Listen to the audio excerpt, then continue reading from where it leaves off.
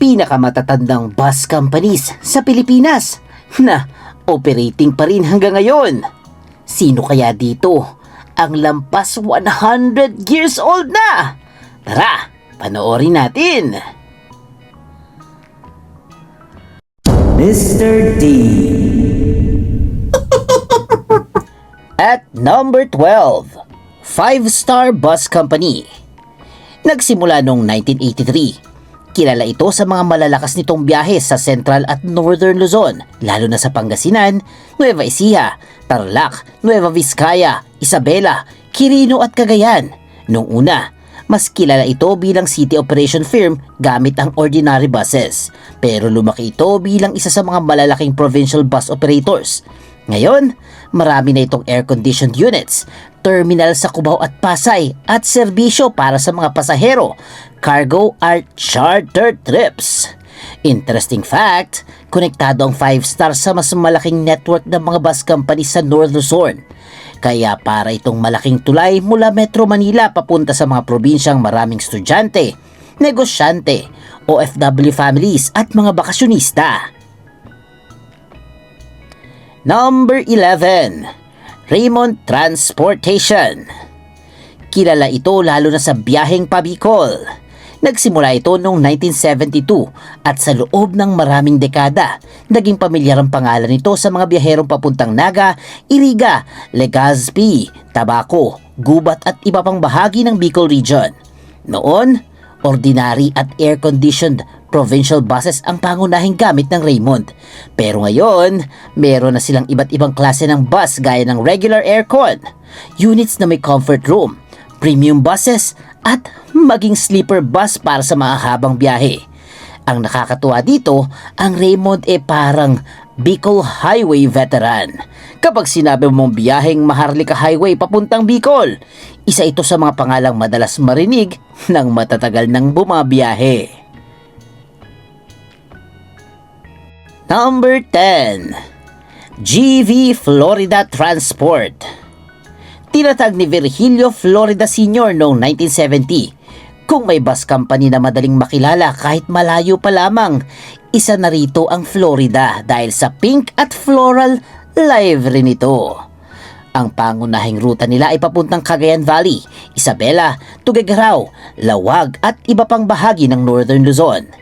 Kilala rin sila sa long distance comfort travel, lalo na sa mga rutang napakahaba at kadalasang overnight trip. Isa sa pinaka-interesting facts tungkol sa GV Florida, kinikilala ito bilang isa sa nagpasikat ng sleeper bus concept sa Pilipinas.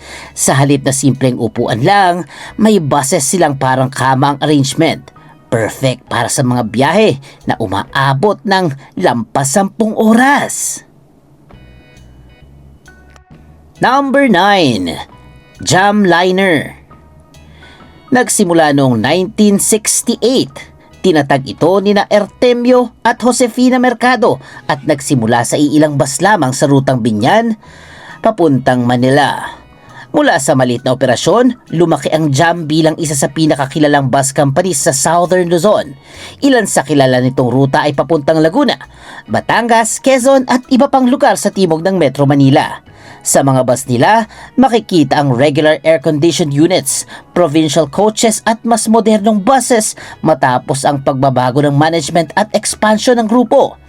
Interesting fact, ang pangalan ng JAM or JAM ay galing sa initials ng founders, Josefina at Artemio Mercado. Kaya bawat biyahe ng JAM may bit-bit na family business story. Number 8, Ceres Liner or Valyacar Transit. Ito ay ilalim ng transit ng Yanson Group. Nagsimula ito noong 1968 mula sa isang 14-seater jeepney na bumabiyahe sa Negros. Mula roon, lumaki ito hanggang maging isa sa pinakamalaking bus empire sa Pilipinas. Ang Ceres ay sobrang kilala sa Visayas, lalo na sa Negros, Cebu, Iloilo, Dumaguete at Bacolod. Meron silang ordinary buses, air-conditioned buses, Ceres tours at inter-island routes na gumagamit ng roll-on, roll-off or RoRo connection. Unique fact, ang pangalang Valyacar ay mula sa rutang Bacolod, Valladolid at La Carlota. At ang Ceres naman ay pinangalan sa kapatid ng founder. Mula isang maliit na biyahe, naging higanteng transport network sa Visayas at Mindanao. Number 7. Baliwag Transit. Ito'y tinatag noong 1960 ni Maria Victoria or Lola Turing Santiago Vida de Tenco. Kilala ito sa mga ruta mula Metro Manila papuntang Bulacan, Nueva Ecija, Pangasinan at iba pang bahagi ng Central Luzon. Noon, simple, provincial buses ang gamit nito. Pero sa paglipas ng panahon, gumamit na sila ng iba't ibang units gaya ng Hino, Mitsubishi Fuso, Nissan Diesel Daewoo, King Long, Higer at iba pa. Sa mga taga Bulacan at Nueva Ecija, ang Baliwag Transit ay hindi lang bus company.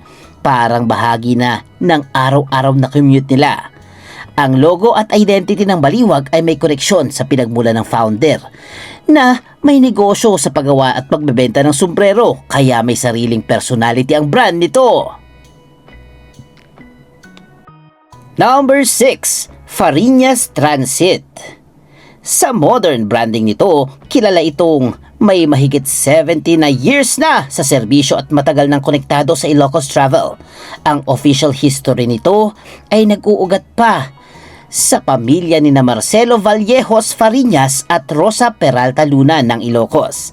Kilala ang Fariñas sa rutang Manila papuntang Lawag, Vigan, Ilocos Norte, Ilocos Sur at maging Baguio.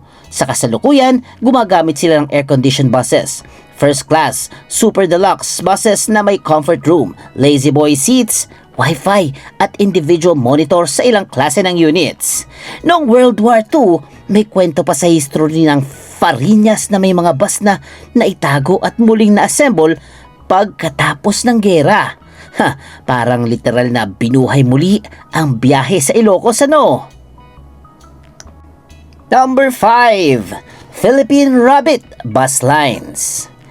Ito'y tinatag noong 1946. Isa ito sa pinakamatandang pangalan sa Northern Luzon Transport. Ang mga ruta nito ay konektado sa Manila, Tarlac, Pampanga, Baguio at Pangasinan.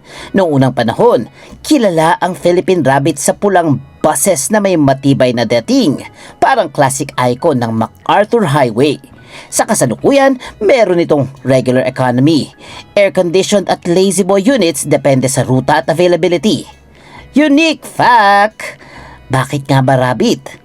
Dahil noong panahon ng mga lumang bus, malaking bagay ang mabilis at tuloy-tuloy na serbisyo. Ang rabbit o kuneho ay naging simbol ng bilis at galaw. Bagay na bagay sa bus na bumabagtas sa mahabang highway ng Luzon. Number 4. Saulog Transit. Ito'y kasabay halos ng Philippine Rabbit. Nagsimula rin noong 1946, tinatag ni Eliseo Basa Saulog at isa ito sa matagal ng bus names na konektado sa Cavite, Metro Manila, Olongapo at Central Luzon. Kilalang Saulog sa mga rutang Cavite City, Naik, Ternate, Pitex, Avenida, Cubao, Pasay at Olongapo. Sa kasalukuyan, nasa ilalim na ito ng Genesis Transport Group kaya mas naging bahagi ito ng mas malawak na network ng biyahe. Doon, kilala ang Saulog sa orange, yellow, silver at dark green bus paint design. Ngayon, gumagamit na rin ito ng modern air-conditioned buses gaya ng Golden Dragon, Zongtong at iba pang Chinese coach brands. Isa itong halimbawa ng old company na nag-survive dahil marunong makipag-partner at mag-adjust. Number 3. Victory Liner. Isa sa pinaka-iconic na bus companies sa Pilipinas. Nagsimula ito noong 1945 pagkatapos ng World War II. Ang founder na si Jose Isaac Hernandez ay nag-assemble ng sasakyan mula sa surplus parts ng military vehicles at sa halip na delivery truck lang, naging pampasaherong bus. Unang kinilala ang Victory sa mga biyaheng papuntang Olongapo at kalaunan lumawak sa Baguio, Pangasinan, Zambales, Pampanga, Tarlac, Nueva Ecija, Isabela, Cagayan, Kalinga at iba pa. Ngayon, meron na silang regular aircon, deluxe, first class, royal class sleeper buses, P2P services, cargo at bus charter. Interesting fact, ang salitang victory ay hango sa post-war spirit, panahon ng pagbangon pagkatapos ng gera. Number 2, Maria de Leon Trans. Ito ay isa sa pinakamatandang bus name sa Ilocos Route. Tinuturing itong nagsimula noong 1938 at sa official branding nito, pinagmamalaki ang halos 9 na dekada sa serbisyo. Kilala ang Maria de Leon sa biyaheng Ilocos Norte, papuntang Manila at pabalik. Ang kanilang ruta ay mahalaga sa mga pasaherong mula Lawag, Pagudpud, Bacara, Pasukwin at iba pang bayan sa norte. Sa kasalukuyan, gumagamit sila ng clean, modern, fully air-conditioned buses at may mega deluxe at super deluxe configurations. Ang interesting dito, babae ang pangalan ng kumpanya at may matriarch story sa likod nito. Sa industriya ng bus na madalas dominante ang mga lalaki, ang Maria de Leon ay matagal ng simbolo ng matapang na pamamahala at matibay na serbisyo sa Ilocos.